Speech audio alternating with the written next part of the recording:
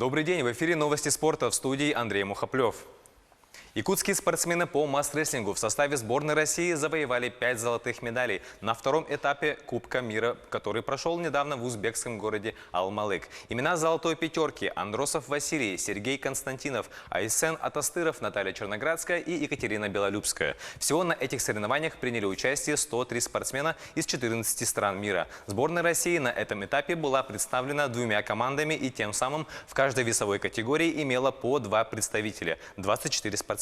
По итогам соревнований сборная России завоевала в общем количестве 8 золотых, 6 серебряных и 7 бронзовых медалей. Напомним, что Кубок мира по масс-рестлингу проводится в 3 этапа. Первый этап уже состоялся в Баку, а последний, 3-й этап, пройдет в ноябре в Польше.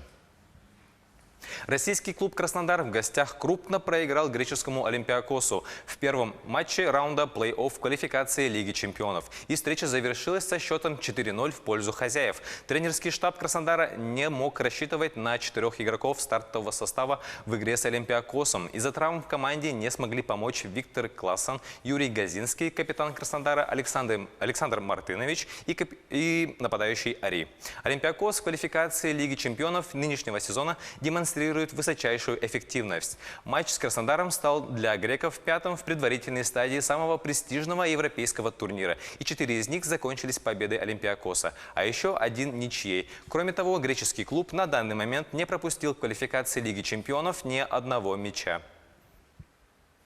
Контрольно-дисциплинарный комитет Российского футбольного союза оштрафовал московское «Динамо» по итогам дерби с «Локомотивом» на 40 тысяч рублей, а железнодорожников на 55. Игра прошла 18 августа на ВТБ-арене в центральном стадионе «Динамо» имени Льва Яшина в Петровском парке и завершилась со счетом 2-1 в пользу «Локомотива». За скандирование нецензурных выражений со стороны болельщиков обеих команд «Динамо» оштрафовано на 40 тысяч, «Локомотив» на 30 тысяч. Также 2 болельщиков «Локомотива» забрались на ограждение на трибунах. За необеспечение безопасности железнодорожники оштрафованы на 25 тысяч. А за выход за пределы технической зоны личный штраф размером 30 тысяч рублей получил и главный тренер «Локомотива» Юрий Семин.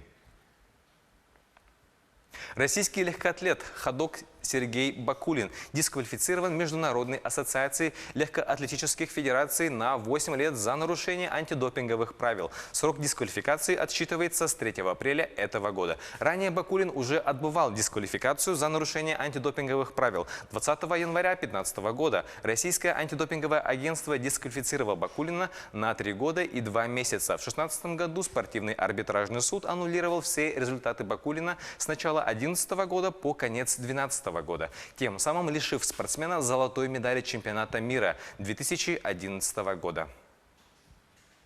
Нападающий «Химок» Владимир Дядюн сделал хэт-трик, который помог подмосковному клубу разгромить курский «Авангард» со счетом 4-1 в домашнем матче 1/32 финала Кубка России по футболу. Матч состоялся на арене «Химки». 31-летний Дядюн отличился на 3-й, 7-й и 74-й минутах. Еще 1 мяч забил Богдан Мишуков. А в составе «Авангарда» отличился Михаил Земсков. На стадии 1/16 финала к выигравшим командам присоединятся клубы, выступавшие в российской премьер-лиге. Матчи состоятся 25 и 26 сентября. На этом у меня все. О самых ярких и важных спортивных событиях и в мире следите в следующих выпусках.